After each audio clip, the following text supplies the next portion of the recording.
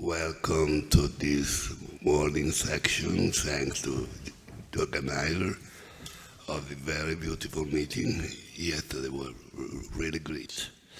The title of this session is Embryo Transfer, Perfecting the Final Steps of the IVF Journey. And it's a pleasure to invite for the first lecture the importance of luteal phase support in HRT cycle. Dr. Annalisa Racca, okay, welcome. She will talk about, is the natural cycle always the first choice? Thank you. Thank you very much for your introduction. Good morning to everyone. I would like to thank the organizing committee, Mauro, for inviting me because this is a great opportunity.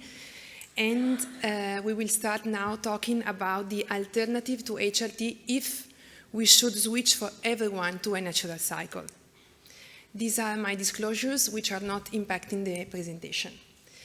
I believe we are in the freeze-all era, and the freeze-all era has two phases. From one end, we have improved in our labs. Our biologists are able to culture embryos in a very specific way, and we are performing better in vitrification and thawing.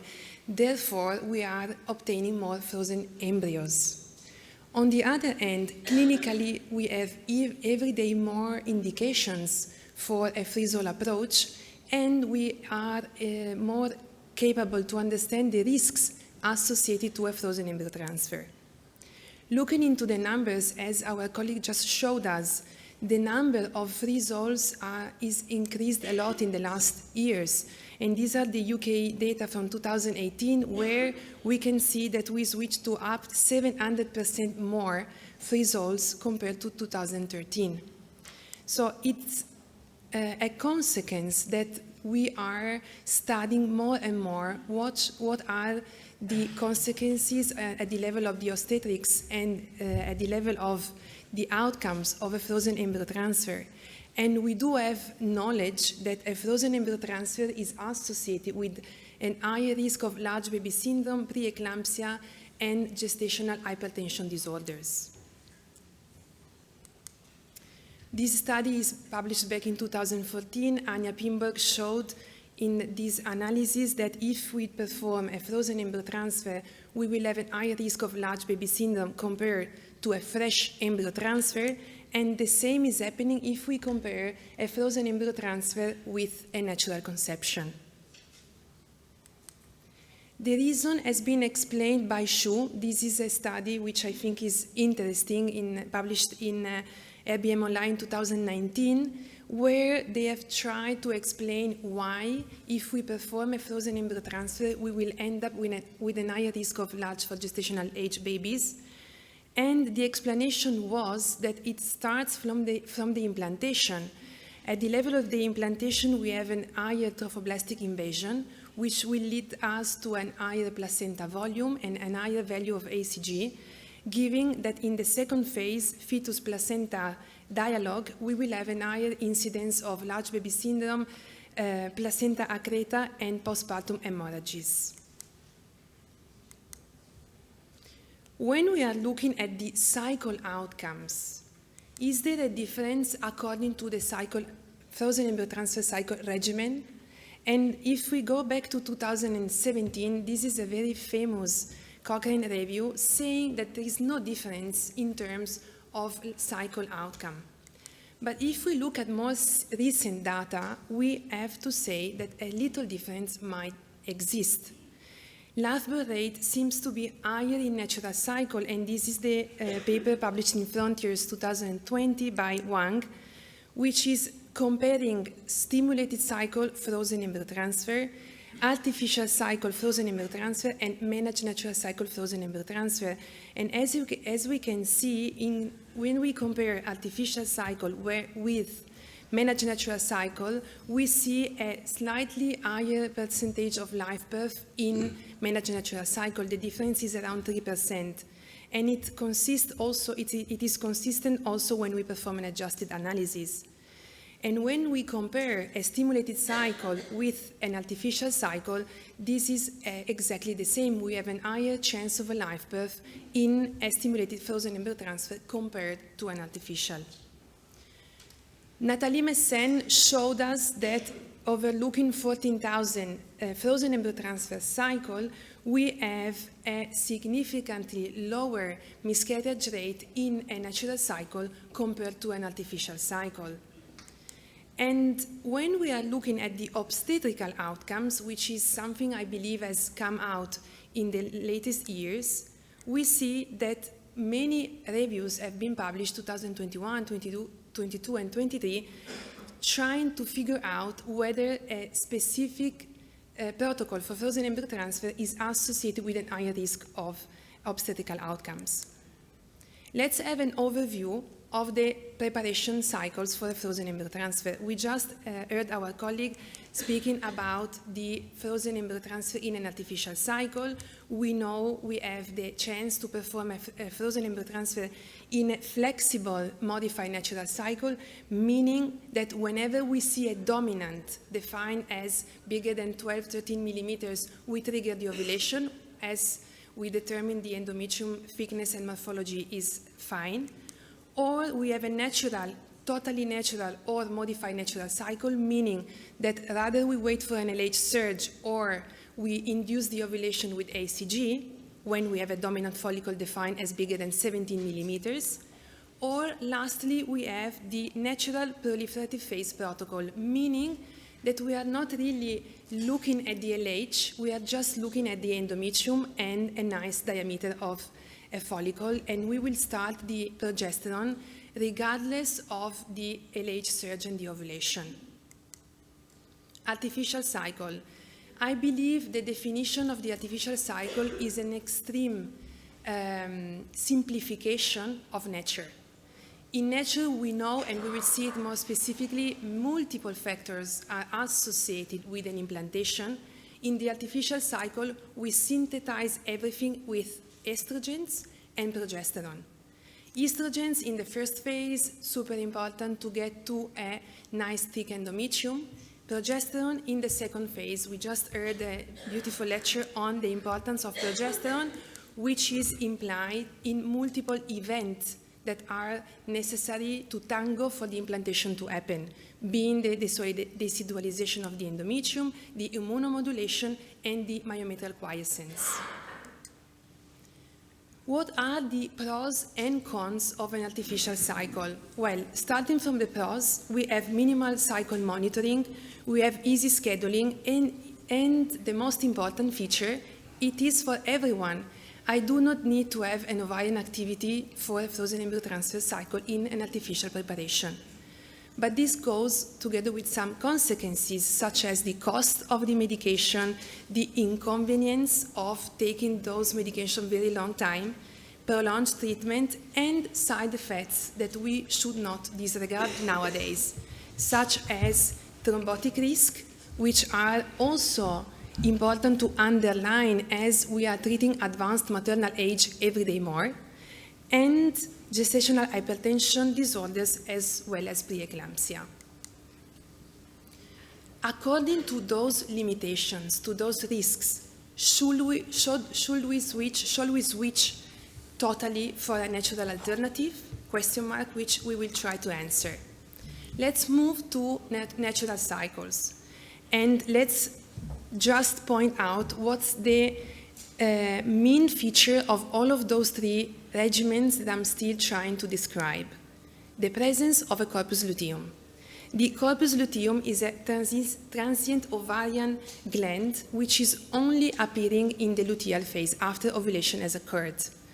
It is secreting huge amount of steroids, but also peptides, growth factors, cytokines, all of them working for the immunomodulation, but also the adaptation of the cardiovascular system of a woman who is trying to get pregnant and it's getting pregnant. The production of progesterone of the corpus luteum is normally very high. So, focusing on a flexible modified natural protocol and a managed natural cycle or a complete natural cycle, the main difference in between those two is the fact that we induce the ovulation, rather when we decide it is more convenient for us or when we think that the ovulation is going to occur and we just anticipate the event. So the most important question I would like to answer here is there any difference when we trigger the ovulation or not? And this has been studied by the group of Brussels. Shari Mackenzie is the first author, and it was published in 2020 in Human Reproduction. They have performed a randomized controlled trial where 260 patients were randomized into groups. One group was expecting an LH surge that was measured in the blood serum. The other one was just inducing the ovulation when the ultrasound features were found. And what we see from the results of this study, independently on the intention to treat or per protocol analysis, is that there's no difference up until ongoing pregnancy rates. So using inducing the ovulation with ACG or waiting for an LH surge does not make any difference in terms of ongoing pregnancies. But it does make a difference when we look at the number of visits to detect the LH surge, because we are looking at this LH one day and the other. It is an impact on the number of blood tests, and it is quite impossible to avoid the weekend if I am expecting a LH surge, because in that case I would need to be able to transfer any day of the week. So what are the pros and cons, again, on natural versus modified natural? The main pro of a complete natural is no medications. So sometimes we have patients that are really against medication, and this can be an option. But those pros are very little if we look at the cons, being more ultrasound, less cycle control, less flexibility, higher risk of cancellation, and also this is a specific group of patients where we have a normal ovulatory cycle, which are a very little part of our patient population. So the last protocol that I would like to consider is the natural proliferative phase protocol, where we do not need to trigger the ovulation, where we do not need really to see an LH peak nor to induce the ovulation with ACG. I believe this can be a wise alternative, being respectful of physiology, but also respectful of the flexibility that we need every day. The study published in 2024 by EV Lisbon, by Samuel Santos Ribeiro is the mind behind this beautiful protocol, is a study with a retrospective design over 5,700 cycles, frozen embryo transfer cycles, where they have compared 3 different protocols. The first one is the artificial cycle, 2,226 patients. The second one is a managed natural cycle, over 3,000 patients. And the third one is this NPP, being 349 patients. As you can see in the last part of the graph, there was no induction of the ovulation, there was no check of the LH. The only reason for starting progesterone was a nice and thick endometrium with a follicle bigger than 14. Those are the primary outcomes. The primary outcome of this study is live birth, and they have compared the 3 groups, and as you can see from the table, the natural cycle and NPP showed an higher, significantly higher live birth compared to an artificial cycle, and a significantly lower miscarriage rate compared to the artificial cycle. Secondary outcomes were the perinatal outcome, and here they see that the risk of first trimester bleeding was significantly lower for NPP and natural cycle, and it was also the case for gestational hypertensive disorder, which were significantly lower in the NPP and in the natural cycle. The result of this study, of course, they need to be taken with caution because it's a retrospective analysis, and an important characteristic of the study, the studied group, NPP, was the smaller of the all cohorts, so it's only 350 patients, and it is quite complex to drive conclusions, but this is promising, this is interesting for future perspectives. What are the pros and the cons? For sure, we have pros as easier scheduling of embryo transfer, less frequent LH monitoring, low risk of canceling the transfer, a good balance between physiology and flexibility, but also limited evidence. On the other hand, in the natural cycle, we said before, we have to do more ultrasound, we have less control, we have higher risk of cancellation, and we do need to have a normal ovulatory patient. And what are the pros and cons if we compare NPP with artificial? Well, it's exactly the same what we said, a good balance in between physiology and flexibility.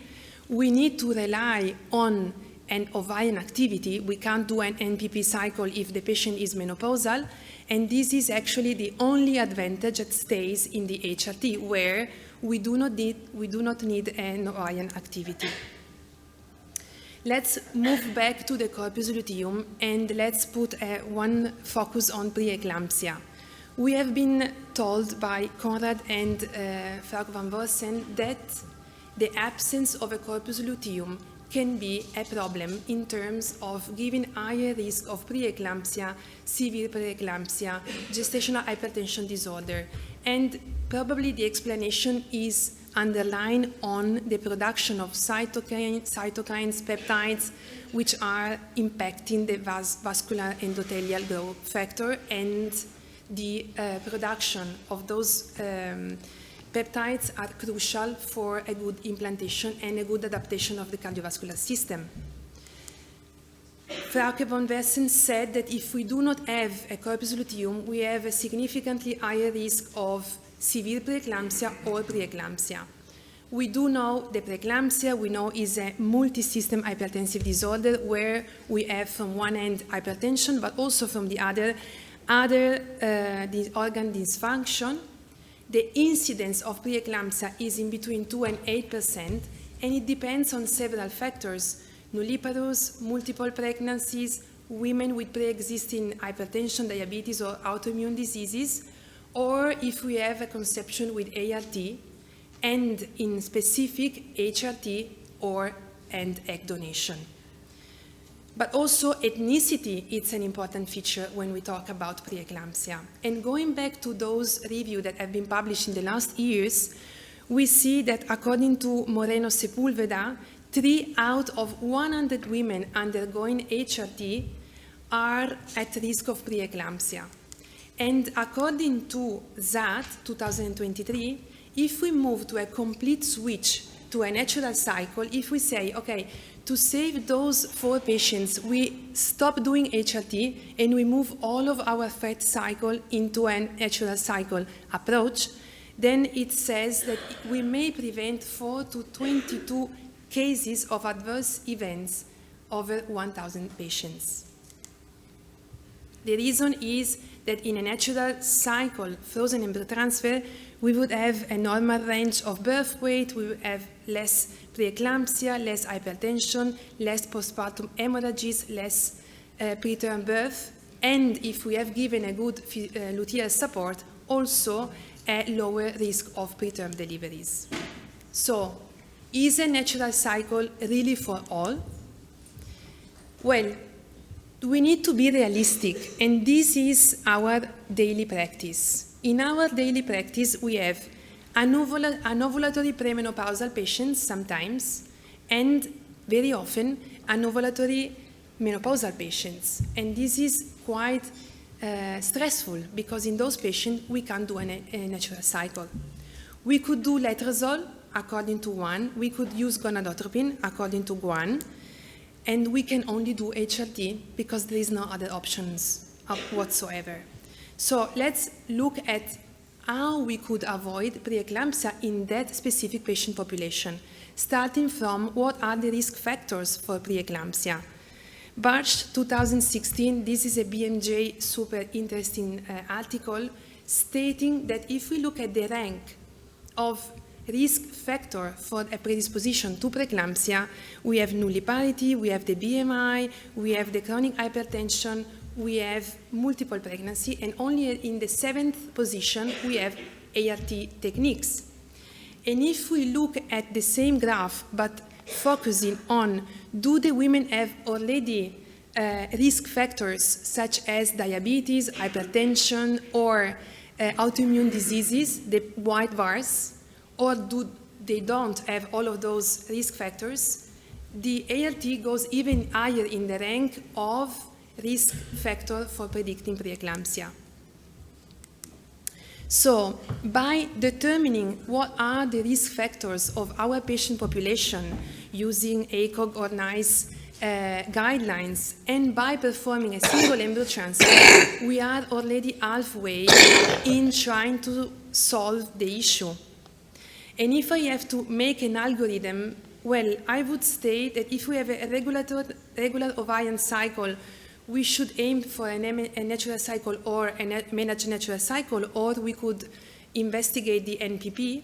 If we have PCOS or IBMI being already in the higher risk group, again, we try the natural, managed natural, or NPP. If we have history of hypertensive disorder, preeclampsia, or other clinical conditions there, it means that we have to try absolutely to be in the natural or managed natural or NPP, trying to keep the corpus luteum in place. If we have irregular anovulatory cycle, or if we need to work in schedule, there it means that we can only do HRT, and we try to do our best by preventing the risks. To conclude my presentation, first of all, the choice between natural cycle and artificial cycle should be based on evidence and patient profile. Both protocols give similar outcomes, and not all the patients have the same risk to develop hypertension disorders or preeclampsia. And most importantly, most of our patients can only perform an HRT cycle. Preeclampsia is a multifactorial disease condition, and the type of frozen embryo transfer protocol is only one of the risk predictor of this condition. So we must be able to select the protocol according to prevent this event, but also we need to keep in mind all the other risk factors which are important in this situation. Rather than saying stop artificial cycle and let's move everyone to a natural cycle, I would invest my time and energy in studying what are the predictors for preeclampsia and hypertension, and I would work on algorithms to determine the patients that are at risks. And in this case, I would work on medications, aspirin, or whatever is important to prevent the situation. The goal is personalized and evidence-based management, not a universal back-to-nature approach. Thank you.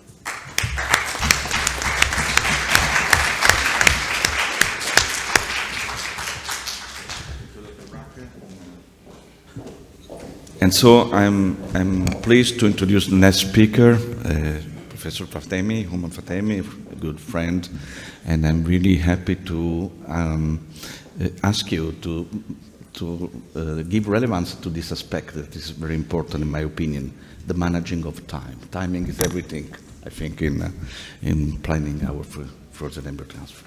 Thank you, man. Thank you very much, Professor Alviggi. Thank you, Dr. Mauro Cozzolino, for the kind invitation. It's really a pleasure to be in this beautiful setup. I was given a very difficult task after the two first presentations, elaborating on luteal phase, elaborating on HRT and natural cycle.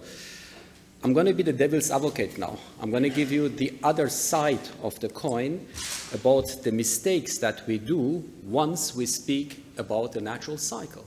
Because natural cycle is not equal natural cycle, and I think that's something we have to realize. You have heard previously the prevalence of freeze-all cycles is increasing.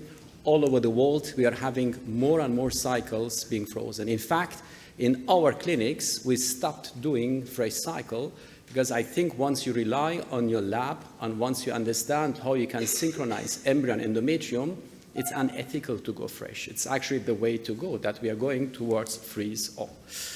And more babies are born after frozen cycles, and we see we are improving day by day with the outcome. This is a recent paper. One of the main reasons how you can improve your outcome is to stop doing fresh cycle. But the next question is, okay, frozen cycles, are they really better? Even if you put all of the centers in the US in one basket, and you know better than I do that everyone is working differently. Every clinic has its own specifications. Everyone does things differently than the other, and they think they do better. But even if you put all of them in one basket, and you look at the outcome, and eliminate PGTA, because obviously PGTA would give you some bias, so take out PGTA without genetic assessment, and you look at the outcome, you see on every aspect, this is fresh and this is frozen. Frozen is doing better. So I think today, more than ever, we know that freeze-all is the way to go, only if you rely on your lab, obviously. But then you have seen, how do we put it back? If you start traveling around the world, and you start visiting different centers, different clinics, different countries, you will see how diverse we are in the way we think we understand things. I'm going to emphasize, we think we understand, because basically we don't understand what we are doing. So everyone is doing something else, and we publish and publish and publish, and today we publish this is good, tomorrow we publish, no, this is good. What we published last year is not good anymore. And one beautiful example has nothing to do with that, is metformin and PCO. You can go and read about it. This year, metformin is very good. Next year, are you stupid? You're using metformin for PCO? So we are changing. Why are we changing? Because we ask one question, we do one study, and neglect 99 other variables. And I think that's the shortcoming of our field. Now, I'm not a big friend of Cochrane meta-analysis, but for the sake of doing it, so Cochrane is telling us it's the same. So fresh, frozen, and the way you do it, HRT or natural cycle, it's the same. So this favors, for example, programmed cycle. This favors natural cycle. The only question is, what is a natural cycle? We published one of the first papers of putting back embryo in a natural cycle, 12, 13 years ago when I was in Brussels. But still today, I can tell you, I do not understand natural cycle.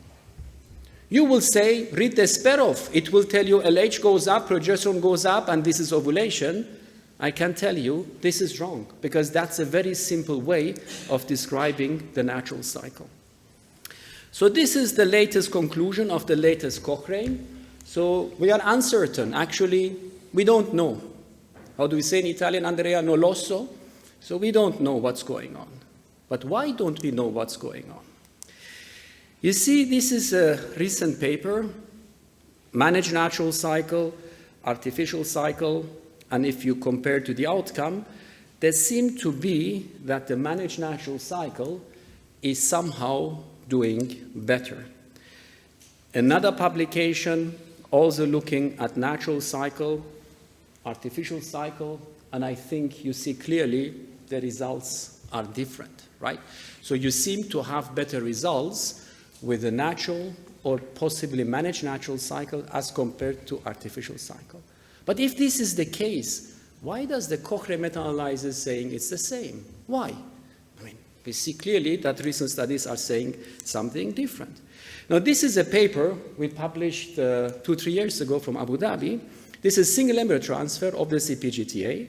And if you take a look here, ongoing pregnancy, 65% versus 74%, one embryo, ongoing, not positive ACG, ongoing, right? So how is it possible that we do better and others do differently? Maybe the devil is in the detail that we look at. So if you look here, this is the live birth rate. Also from our clinics, Laura Melado published that. You see 57, 58%. So natural cycle, we are doing better. Recent paper published from our group in Barbara Lawrence, RBM Online. Again, the same. Constantly, we seem to be better with natural cycle than with HRT. But if you see, Lancet comes with a different result. They say it's all the same. HRT is the same, managed natural cycle is the same, natural cycle is the same, all of them are the same. How is it possible? Why one paper says this and the next paper says something else? So maybe we have to dig a little bit more into detail. Another paper, this is actually the opposite. So what they say here is that pure natural cycle versus modified natural cycle. So basically what they see here is that the modified natural cycle is even better than the natural cycle. So I'm going to tell you a couple of studies which tell you exactly the opposite, that natural cycle is superior to modified natural cycle. So how is it possible?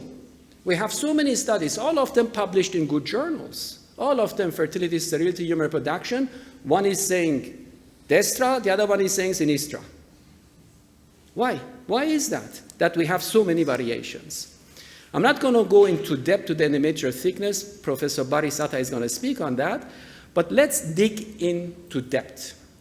Let's go back to basics, because I think this is where we have to start criticizing what we do in order to better understand how to do that.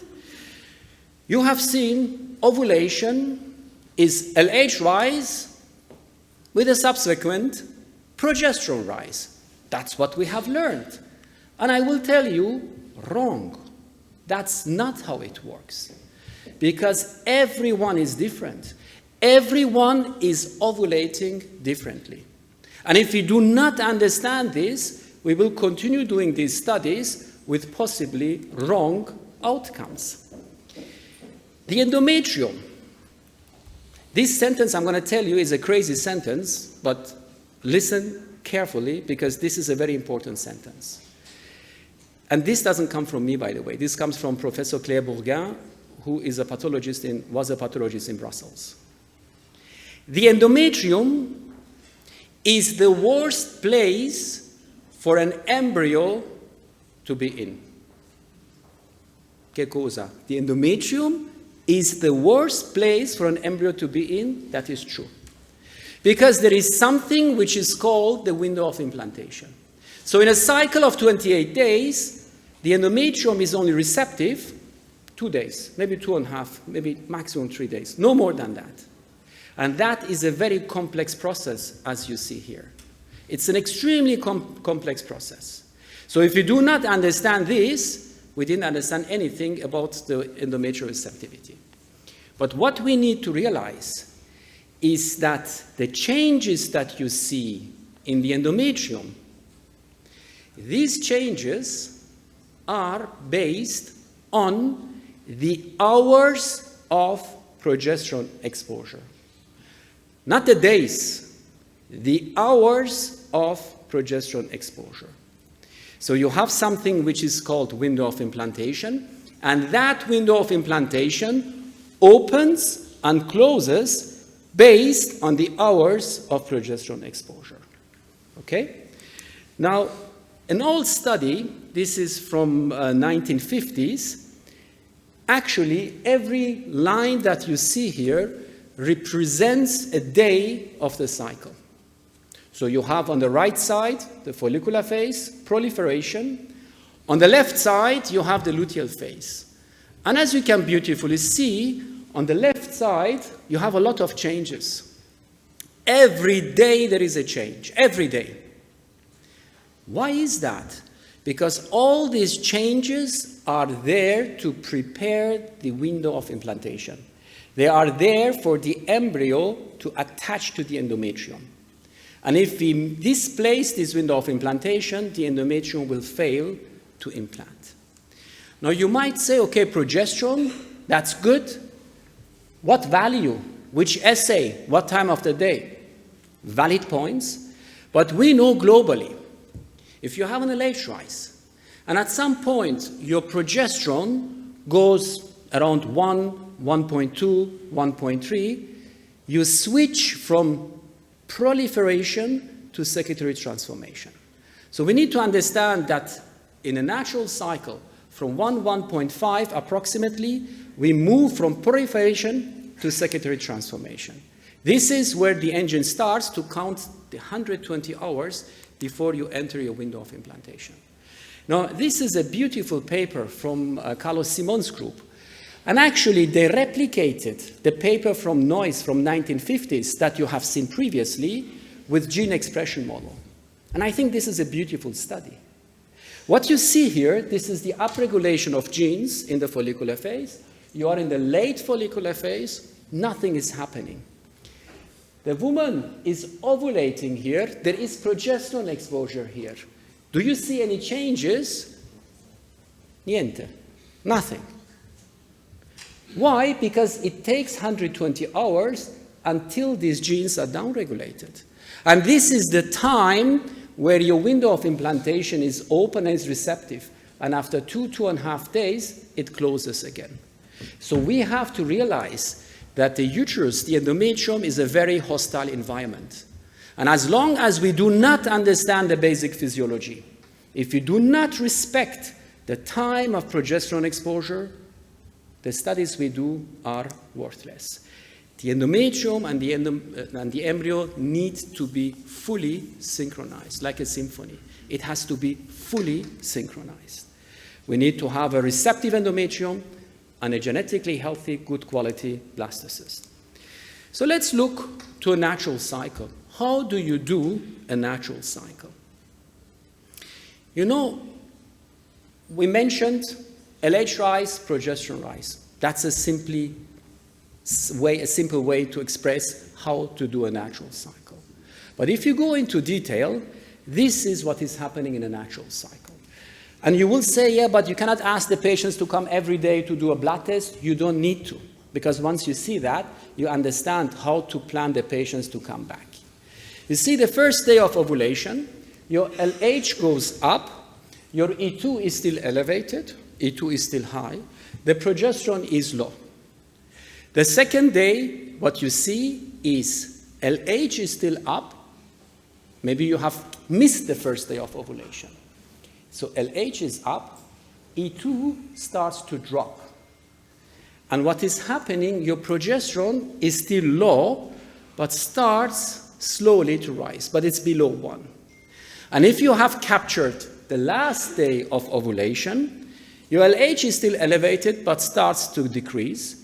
You have a significant drop of E2, and you see progesterone going up. And this is when the engine starts. This is your time 0. This is where you have to capture the hours until you prepare for your embryo transfer. And this is how you synchronize the embryo and endometrium. You see, you have heard previously the paper by Kate Devine looking vaginal progesterone with intramuscular progesterone. I mean, that is a study. I don't know how they could publish that, because they use 24 hours less progesterone in the vaginal as compared to intramuscular. So suddenly you have 2 different variables, intramuscular versus vaginal, plus 1 day difference. So how can you publish that? Now, another example, how it should not be done. Because another question you would ask in a natural cycle, so what is a luteal phase progesterone that you need the day off or the day before transfer? It's a valid question you could ask. And you would say, didn't you read that paper? It is around 10. If it is less than 10, it's not good. But my question would be, okay, how did you detect the ovulation? Yeah, you put a stick in the urine. But really, can you detect ovulation with a stick in the urine? The answer is no. Because the disadvantage of this stick is, first of all, 30% of the cases you miss it completely. You have 24 hours delay. And also, most importantly, you have different pattern of ovulation. Last but not least, even if you capture the LH correctly in the urine, if you capture that correctly, you are not interested in the LH rise. The LH is not creating a secondary transformation. It is the progesterone which does. So imagine the progesterone can go up after 20 hours or after 60 hours. Come on. So 22, 56. Now we replicated the same study, and we did that in the blood, not in the urine. And we published that with Carol Colon, and as you can see, we came with the same outcome, between 20 and 60 hours difference. So the moment your LH goes up, maybe progesterone goes up in 24 hours, maybe it goes up in 60 hours. So you don't have to detect the LH rise. you have to detect the progesterone rise. And also the pattern of progesterone rise, as you can see, differs significantly.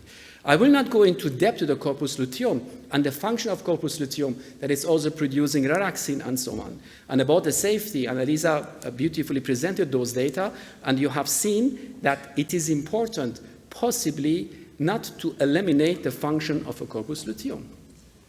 And you have seen the NPP cycles, which also Annalisa beautifully presented.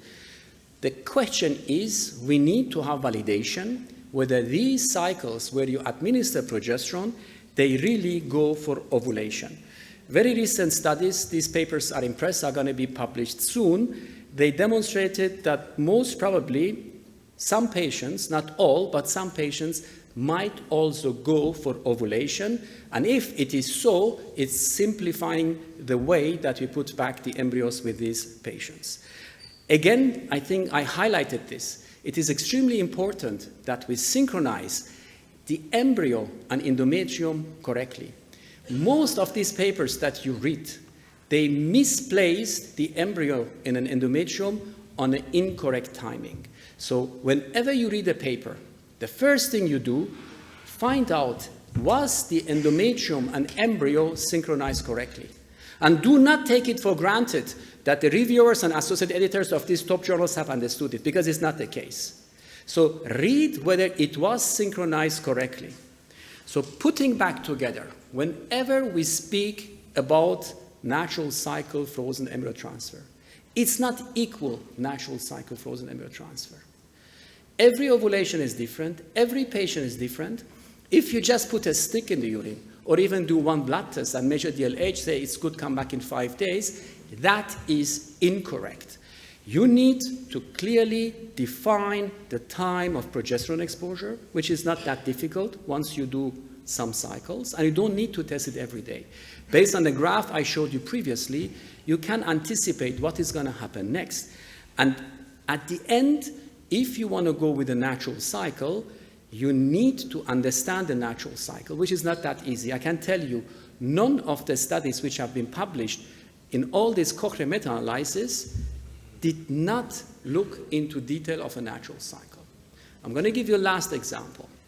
One of the previous Cochrane meta-analysis, they compared natural cycle with HRT cycle, and the outcome was again the same. And there was one paper there by Catoli, and this paper, I wanted to read how they did the natural cycle. It was never published. It was just presented at the meeting and never published, yet it was included in a meta-analysis. So I think the key message is, in the era of personalization, we need also to personalize the natural cycle. Thank you very much.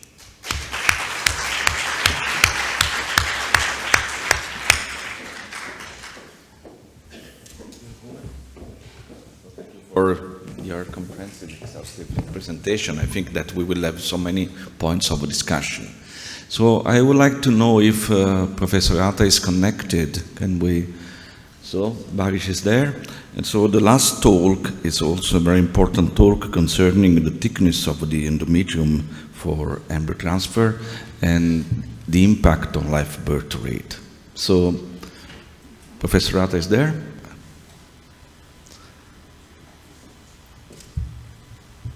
Hi. Carlo, hi. Yes, I am here.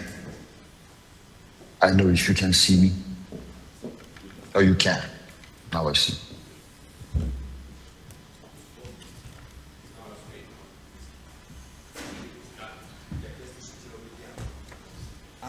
Okay, so we can perfectly see you, so you can start, Baris. Thank you. All right, thank you. And apologies, I wish I was there together with you. I was so much looking forward to it. But anyway, so let's, for the sake of time, let's start. So you can see the slide as well. Okay, so yeah, the question is if a thin endometrium, if it matters or not, right? So these are my disclosures, none of which is relevant for an endometrial thickness talk.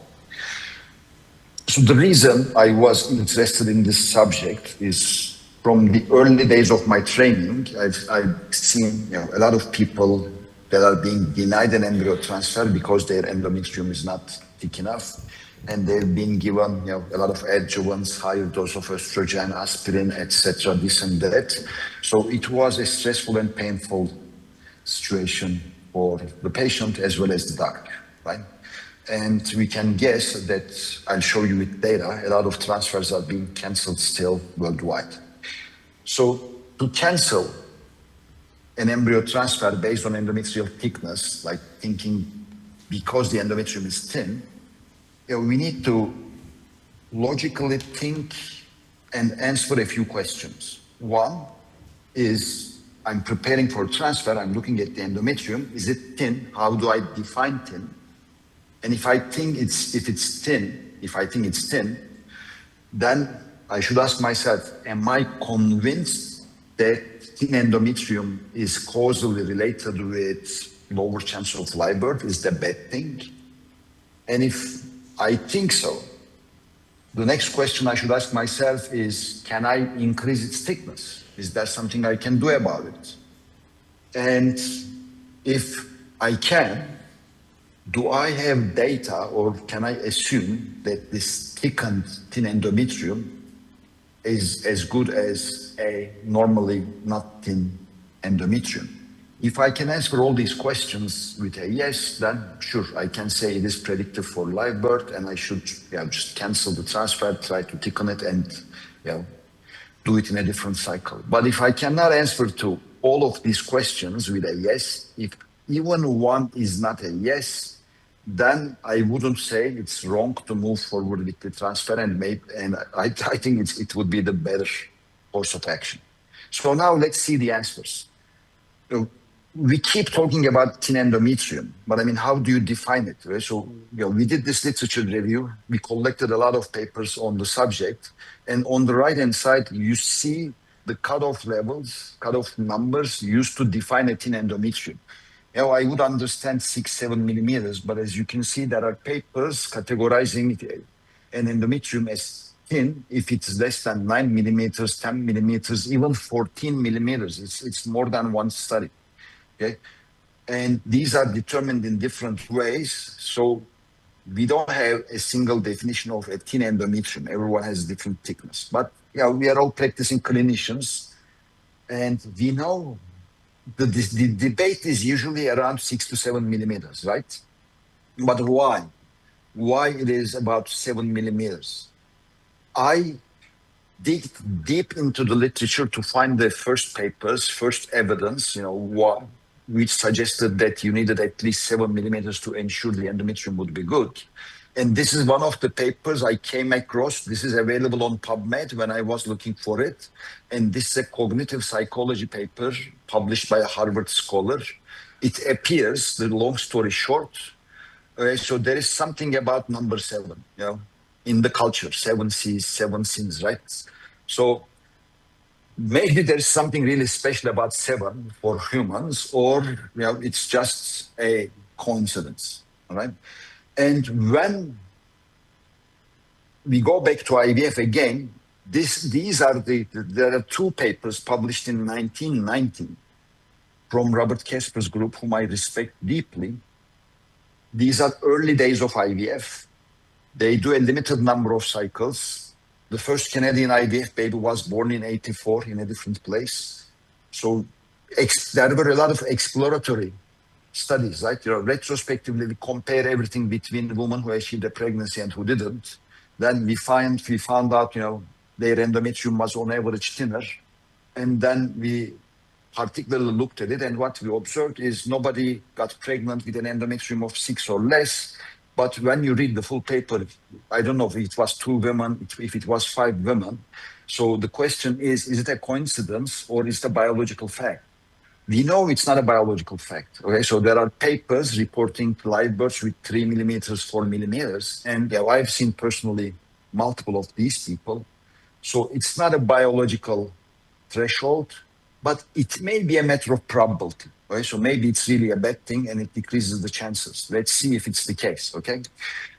To claim a causal relationship between 2 factors, 2 variables, in this case, endometrial thickness and chance of live birth, one of the criteria we should satisfy is there should be a biological rationale. I mean, there should be some reason to think it's bad, right? I mean, to think they are related. So once you rule out scarring of the endometrium, adhesions, etc., why would a thin endometrium be a bad thing? Embryo is tiny. I don't think it needs 7-8 millimeters to implant. Okay, so it's not the case.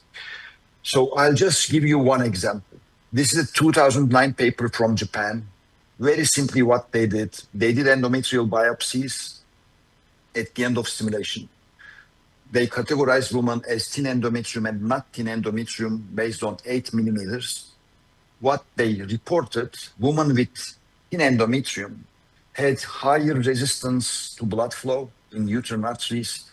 They had less blood vessels per high power field in endometrial biopsies and less VEGF expression. So they said, maybe the uterus is not oxygenized enough. That's why endometrium is thin. That's why it's bad. But even before this paper, people had already started giving aspirin, Viagra, even to women with thin endometrium. Now, Dr. Kasper published another opinion 2 years later, which also makes sense if you think about it. What he said, we realized over time, intra-abdominal environment, the natural environment of the embryo, has a lower oxygen tension. It's different than ambient conditions. And accordingly, we all changed our incubators, right? We adjusted the incubators to low oxygen tension and we observed better embryo development. So it became the standard. So in the same line, when you transfer an embryo on a thin endometrium, assuming too much oxygen is a bad thing, the embryo comes closer to basal layer, to spiral arteries. It's exposed to too much oxygen and higher reactive oxygen species. So maybe this is why it's bad. So I'm not supporting either side of this debate.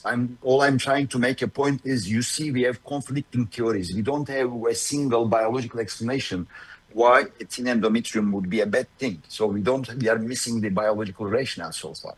But still, since it's easy to publish on the subject, we have a lot of papers, a lot of reviews.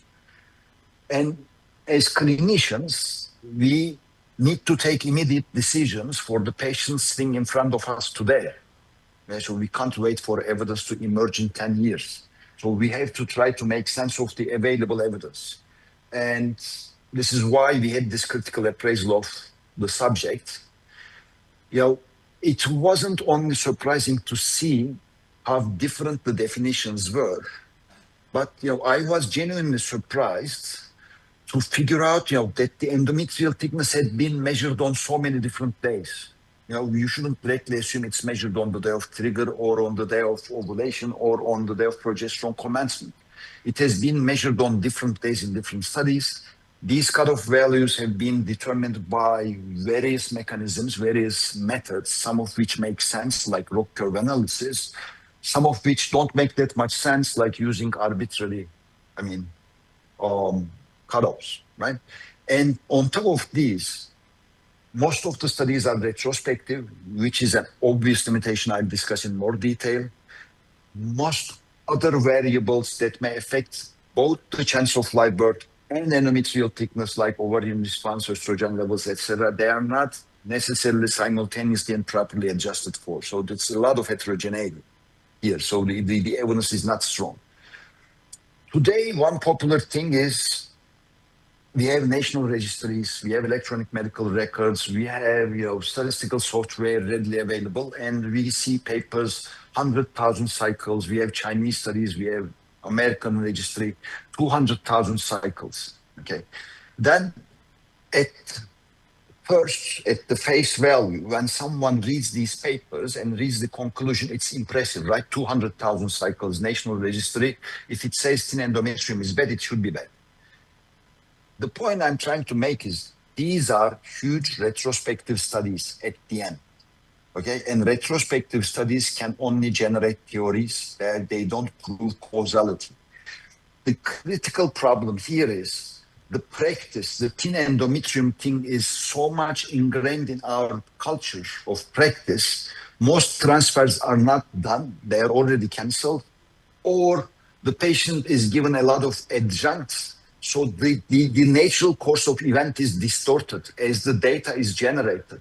Okay, so even if it's 1 million cycles, it doesn't tell us what would have happened if you just moved forward with the transfer. Okay, and let me show you this in two different ways. We plotted the prevalence of thin endometrium defined as 7 millimeters or less across studies. If people were transferring regardless of thickness, if the data was not distorted, you would expect a similar distribution. It's a biological thing, okay? So you would expect more or less similar prevalence of thin endometrium. But if you look at the studies, in some studies it's less than 2%. In some studies it's 7%. In our one study it was 12% because we were transferring regardless. So I think that is the closest to what happens in nature. But you see in the studies, thin endometrium itself in reality is missing, and the ones that are done, the transfers that are done with a thin endometrium, is, I can say, is probably done out of desperation. Here is our latest study. So this is an EVRMA global paper in a way.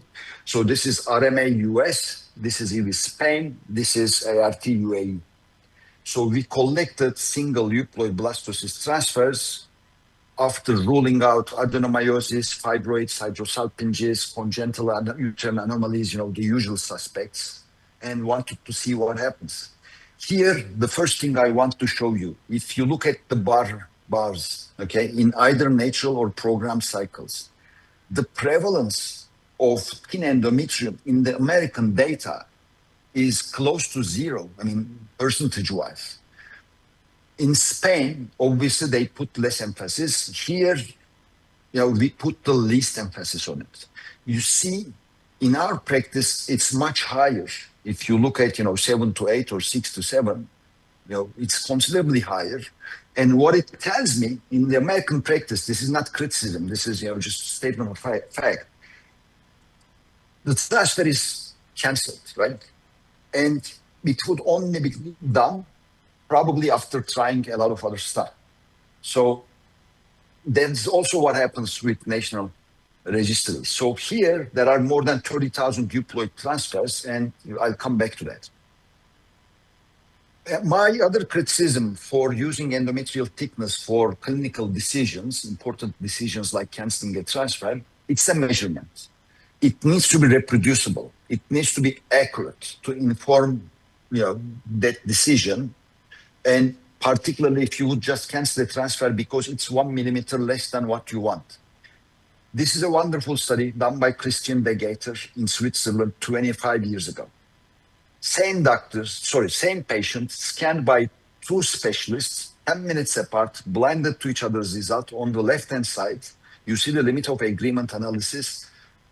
The difference is unbelievable, right? It could be up to 2-3 millimeters. It's not unexpected. Endometrium is not solid. It's not marble. It's tear-shaped. Depends on where you measure it, depends on how you align your probe, depends on uterine contractions, etc. Okay, so there is a variation in it. So I think it's pretentious to say that we should just decide on our transfers because it's 1 millimeter less or 1 millimeter more. To keep a long statistical story short, most studies do not report enough detail in how they analyze data. Okay, so when you collect data in the context endometrial thickness and live birth rate or pregnancy rate, the first thing you need to see is there any correlation? Is there any relationship? Like, is it linear? Is it quadratic? Is it U-shaped, reverse U-shaped? They're all possible. If you see an obvious pattern, particularly a dose-response relationship, that may strongly suggest causality, but this is not often analyzed. But on top of this, without doing this analysis, you cannot know which regression model, which statistical method would fit your data, would analyze it properly, okay? And even if you choose the right model, the model will fit to some extent, will explain some of the heterogeneity, some of the variation in your data set. If it fits well, it will explain, say, 90% of variation. If it doesn't fit well, it will fit, but it will explain 10% of variation. And there is a measure of this. This is usually not reported in the paper. So we read, okay, so we collected 200,000 cycles, we did this regression analysis, and then we observed this difference. But tell me, if the model you fit really fit your data, was it able to explain the variation? Okay, so maybe it didn't fit and the estimate is inaccurate. So the statisticians, the editors, the reviewers should ask more for this, so we shouldn't just assume, because it's a sophisticated method, it's just correct. So ideally, we should look at prospective studies where the management of the cycle did not depend on endometrial thickness. Obvious reasons like intracavitary pathology should be ruled out, live birth rate and even obstetric outcome should be managed. And proper analysis should be done.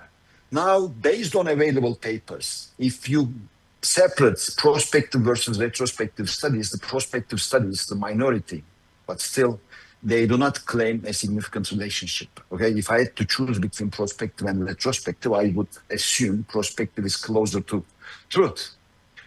And in our retrospective studies, where we transferred regardless of endometrial thickness, so it would be the same if I did it prospectively, okay, we were not able to see an obvious threshold, below which your live birth rate decreased substantially. Okay, obviously, very few people have 4 or 5 millimeters, 4 millimeters. This is a rare in biology, but still the results are reassuring. And in our former UAE study with Human, Professor Fatemi, who's there, right? You see, these are conditional density plots in natural cycle or in program cycles. When we plot chance of live birth of a euploid blast across endometrial thickness, you can't come up with a single threshold below which the chance of live birth obviously decreases. And in our 2 data sets, women who received a transfer with 6 millimeters or less endometrium, they had very decent chances of live birth, 47 to 42%. And here are the results from our latest study. The data is number-wise dominated by US, okay? And when you break down the cycles as programmed and natural and US, Spain, and UAE, as you see, the dent around 6 millimeters is getting shallower as we move from US to UAE. What I suggest, this is introduced by practice pattern, okay? And I think this is the most important slide today. This is the spline graphs of endometrial thickness and live birth rate. The red line is what we observed in pure natural cycle. Pure natural cycle, we just wait until progesterone rises. When progesterone rises, we decide the patient ovulated, we transfer on the +5th day, right? So we don't have any control over endometrium. Whereas in the others, in the program cycles or even in the modified natural, if you're unhappy with endometrium, you can extend estrogen treatment, you can delay the trigger, etc. It is open to some sort of manipulation. And in the unmanipulated scenario, which I think is closest to what happens in nature, it looks almost flat. Whereas in the manipulatable ones, we start seeing this band. So whether it would have happened otherwise, uncertain. Obstetric outcome data, there are papers saying it's important, there are papers saying it's not important, so the question is still open. But after going through all these, at least personally, I cannot give a solid yes. I cannot answer with a solid yes to every single one of these questions, okay? And I wouldn't say that just because endometrium is 1 millimeter less than what I want, as long as I rule out intracavitary pathology and premature progesterone exposure, I wouldn't say cancellation is mandatory or justified, and moving forward with transfer, I would say, is probably the best. In conclusion, endometrial thickness is a marker of convenience because it's readily available and visible when we do an ultrasound. It's not necessarily a good marker of function. In the studies even claiming it's important, its area under the curve value is 504. It's around really like 0.5, almost no predictive value. So it's not really a that reproducible measurement. Most of the studies are retrospective and the data is distorted as it's being generated, okay? And beyond these doubts, when you cancel the transfer, you make sure the patient is not getting pregnant, okay? So what clinically makes sense in real life? If you see the endometrium, if you think it's thin, what I do in my practice, I review the patient chart from beginning to end. I mean, did she ever have a better endometrium? Did I make sure that I excluded intracarotid pathology, right? If I'm sure the uterine cavity has been assessed recently and it's okay, then, you know, instead of canceling the cycle after cycle, which I've seen happening in some clinics, okay, probably is not the best thing. We discuss this with the patient. I mean, if she's unhappy, if she had a thicker endometrium in a different cycle, you know, it's probably okay to cancel for one and try something different. But we shouldn't be canceling, you know, month after month for people who has, you know, whatever, just slightly thinner endometrium. So this is my point. Thank you. I hope I abided the time. Oh, thank you.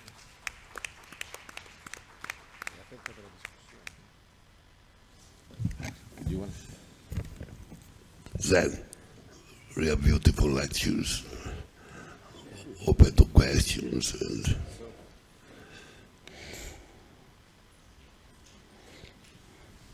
Okay, Andrea.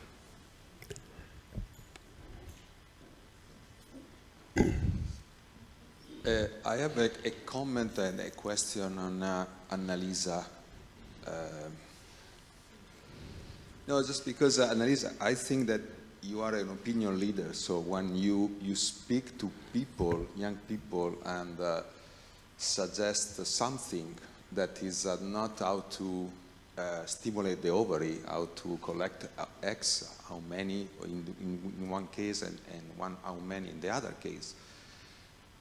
But you speak about safety of patient and babies, like is in this topic. I think we have to be sure, and I think you have to be sure that at the end, the opinion that you release is really a high confirmed opinion. In this case, it's not like this, I'm sorry. Then this is the question, and you can, of course, debate on that. Because when you present a paper from the Portuguese group that is just a retrospective of all the cases that they have done, I'm sure that the methods are not clear and are not really strict. I'm sure. Because when we speak about the problem of the corpus luteum that can be safer than just HRT for the pregnancy and the hypertension, all of this stuff, to say that the natural cycle or the natural modified cycle is safer than the other one, you need to look at the patient, and I'm sure that just because they do both, they have in the HRT harm. More patients with PCO, with Laboratory, with body mass index different, and all of stuff that, of course, are just a problem of increasing the hypertension, diabetes, and all the stuff that they do. So just because the numbers are very low, because you stated that you have 4 to 22 possible increasing baby that could be live with a problem of just preterm and the low weight at the birth. I think it's too low to close your opinion with that this is a problem. You know, because why? Because just from the literature, and we know that all of us needs to publish, and the journal needs to have a paper to publish. And many times the publications are not so strictly in the methods. I think that when we talk about safety, the methods are very important, because if not, it's not the case. And I think that in this topic, is just we know, human said that we have different period where we say that is fantastic or we say that is not fantastic and all this stuff. So in this case, I think the lawyers, I'm close. It's not a speech itself. Yeah, I know. Because I suppose that they are lawyers that are coming saying that just for an hypertension in pregnancy, you have done something that was not well done. Thank you, Andrea, for your comment. Well, I agree with you that we need to be critical when we are reading papers. And if I was not clear enough by presenting the NPP protocol, I would remark that it was a retrospective study, as I wrote in capital letters in the slide. And the group of NPP was very small, so it has to be taken with caution. I would also say that it is promising. I would continue to investigate the field because it might give some chances for the future, but of course I wouldn't state that this is the new protocol that I would apply to every single woman coming in just to make sure that she has somehow a follicle and she will produce somehow relaxin and vasopressin. So I consider the idea good, and I also consider good your comment, meaning that we should always be very critical and consider the possible side effects. So even for patients up to 22 that we could avoid hypertension disorder or preeclampsia, I do not want to say that this is not important. I just need to say that switching all of our patients, which is my title, into a natural cycle because of this might be a strong decision. Thank you. Alberto. So first of all, I would like to thank all the speakers. So this section was amazing.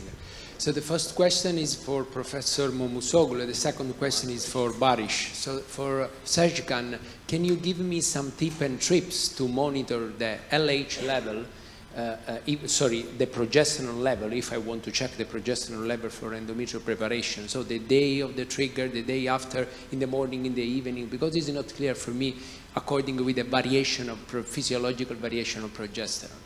And the question for Baris is, if I have thin endometrium, usually I change the protocol, okay? But how many times I can change? 2 times, 3 times before to transfer. So can you give me some details? Thank you. Thank you for the question. Regarding the measurement of progesterone, we have to be strict about the timing of progesterone measurement. Doesn't matter which hours during the day. You should consider the timing of last progesterone administration, because we all know that the drugs following the use of 3 days reaches the steady state level. If you measure the progesterone right after, let's say, 6 hours following the last pill administration, you can see every time the same progesterone measurement reflecting the absorption capacity of the vagina or absorption or metabolism of the drug. So the important point is that not the timing during the day, the timing following the last pill administration or drug administration. The day of the measurement might be day before or the day of transfer. Since this is the FET protocol, I mean, we prefer to measure day before. If it is very low, let's say you measure the progesterone 2.0 nanogram per ml, you may think about consider about the cancel of the cycle. So day before is more logic for me, but you can even measure on the day of transfer. There are studies measuring on the day of transfer and rectifying the protocol using some additional injectable progesterone on top of vaginal routes.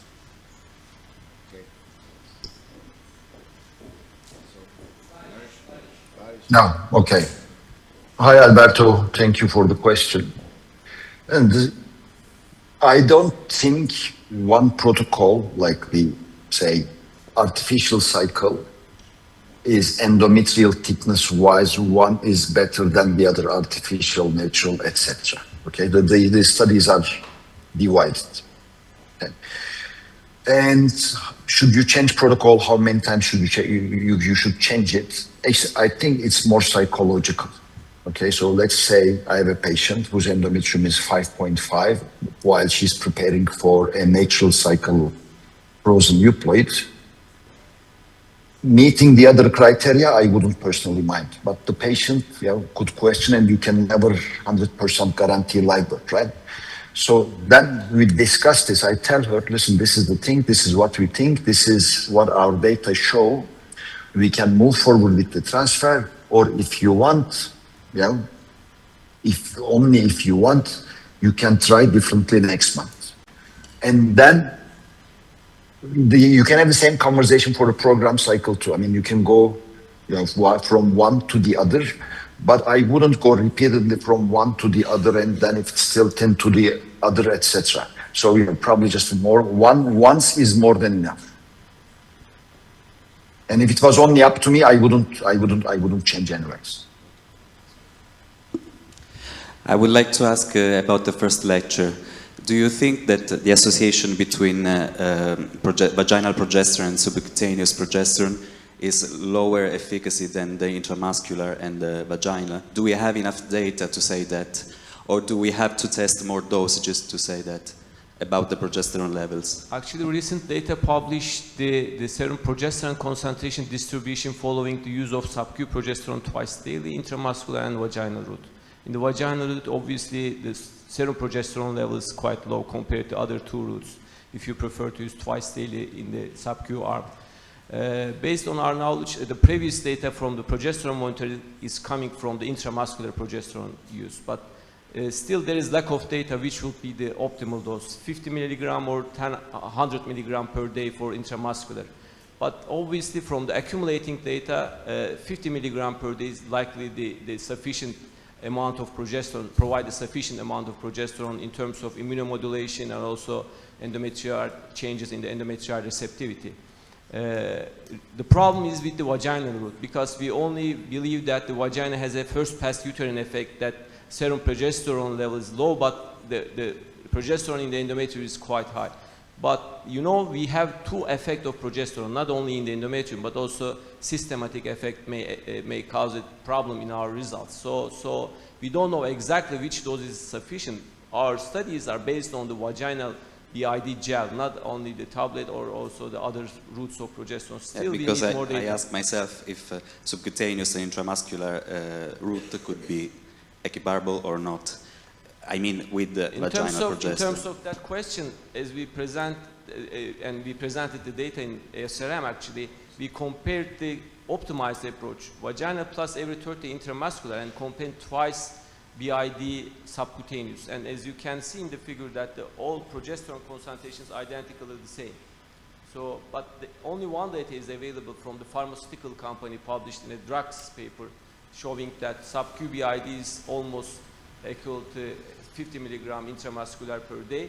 Only difference is that there are two peaks in sub-Q because you are injecting in the morning and also in the evening, but the absorption capacity is slowly in the intramuscular. It's because it's oil-based progesterone.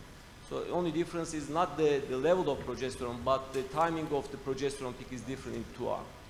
Thank you. So I can take the opportunity for a question, because there is, in my opinion, something that we are overlooking partially. The emerging problem of adenomyosis and the relevance of different kinds of adenomyosis and the relevance of endometriosis in personalizing progesterone administration. So I have a question for Human. For instance, if you have evidence of adenomyosis in the junction or severe adenomyosis, do you adopt progesterone administration in the luteal phase? This is also for Sezcan. So, and because in HRT, the phenomenon is more studied. So to find a window for increasing progesterone can be easier, but in natural cycles and natural modified cycles, it can be a little bit more difficult to find the ideal window of progesterone in regular cases in adenomyosis and endometriosis. Thank you, Carlo, for this very important question. You know, a few years ago, I was invited to speak in one of the Southeast Asian countries on adenomyosis, 5-6 years ago, just before the pandemic. And I was not an expert of adenomyosis. I had the basic knowledge that we all have when we go to university. Then I started reading more and more about this. And the more I was reading, the more with almost every patient I was seeing adenomyosis somewhere. So I started digging more and more into it, and I realized we are missing a lot of signs that these ultrasounds are giving us. And you know, what you don't look for, you don't see. That's an important sentence. If you do not look for it, you don't see that. So I started looking more into depth, and we realized there are really some patients, and you don't have to underestimate that, who are suffering from adenomyosis. Now, there is a beautiful graph that I use when I speak on adenomyosis. It's the research on endometriosis versus the research of adenomyosis. So there are more and more thousands of publications of endometriosis, but we almost completely neglected the entity called adenomyosis, which is as frequent as endometriosis, if not even more. So coming back to the progesterone levels of adenomyosis. You know, Peter, he likes it rectal, so he administers rectal progesterone, and he published a paper that the level of progesterone should be, I think, 36, 37 nanogram per ml. So the levels of progesterone need to be sky high, which you impossibly can give only with rectal or vaginal. Most probably you need to use injectables. But we are using since many years, since 3-4 years now, a protocol, because these women, they have aromatase activity. This aromatase activity is producing estradiol, and this estradiol is creating progesterone receptor resistance.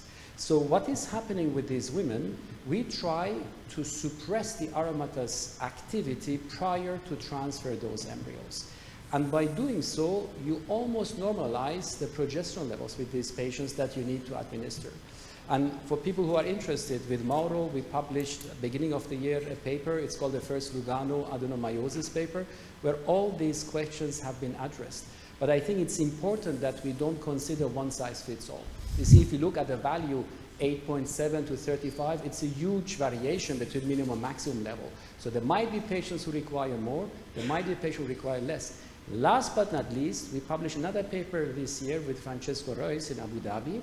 Also, obese women have the same problem, because you have seen the absorption is limited, but fat has aromatase activity. And this aromatase activity has the same function like an adenomyosis patient. It creates also progesterone receptor resistance. So most of these patients need to have a more personalized luteal phase support. So the question, thank you, the question for the three speakers with a very rapid reply. If you have evidence of adenomyosis in initial cycles, you consider to give more progesterone?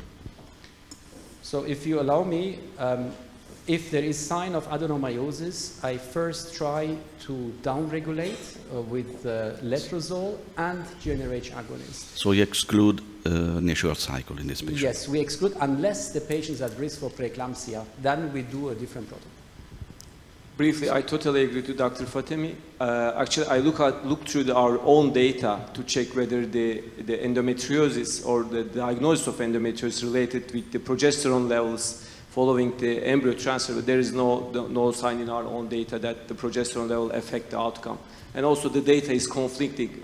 Dr. Humeydan published the 37 point, but there are many published studies against that level. So the problem is diagnosis of adenomyosis. We have to separate adenomyosis and endometriosis, and there are sometimes both in the same cases. Yeah, so I suppress the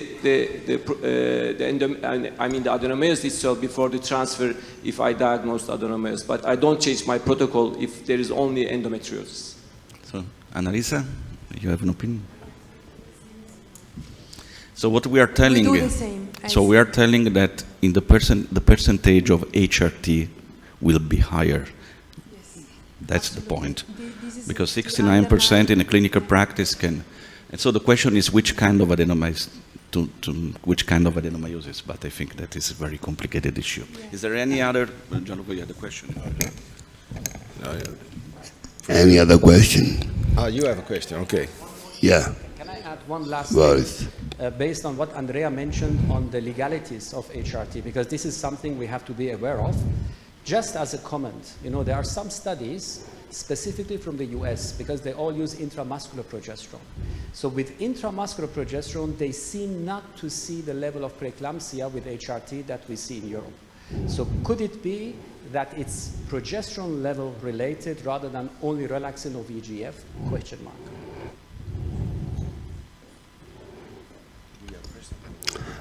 I have two comments. All papers published on the luteal phase support using intramuscular subcutaneous progesterone, compare it to transvaginal with very different vaginal doses.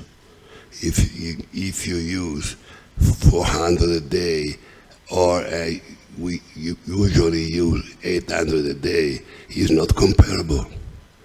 The larger prospective randomized study compare intramuscular with vaginal, compare 50 milligrams a day with 400 a day. A big bias, a big confusion, in my opinion. The second question is synchronization of the embryo transfer with the window of implantation. All the studies say 120 hours from the progesterone starting, but many groups are transferring after 6 days, not 5 days. There is any difference or not?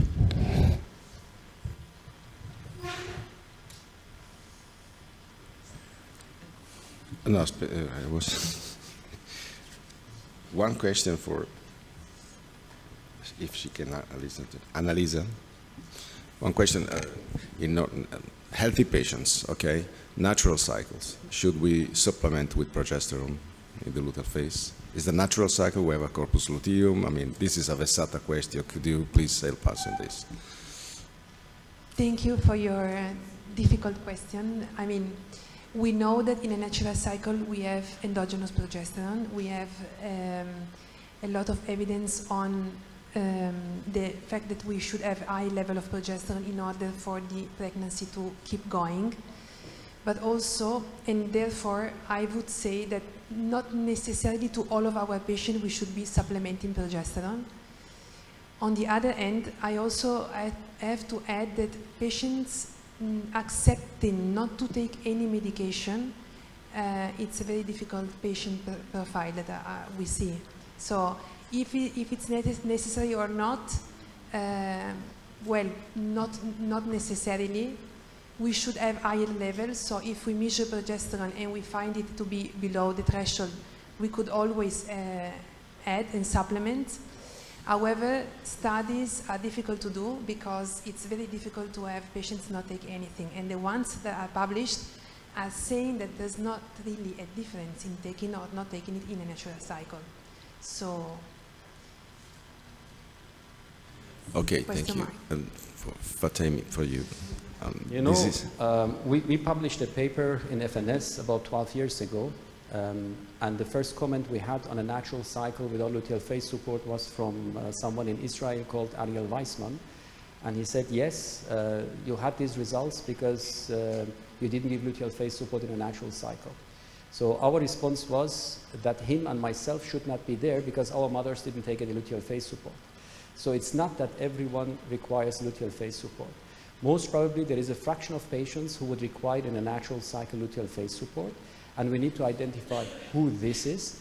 Currently we are running an RCT where we randomize patients natural cycle, but correct natural cycle with and without luteal phase support. Hopefully we will be able to identify those. But I think if you ask me in a full natural cycle, most probably 10 to 15% of women would require natural luteal phase support.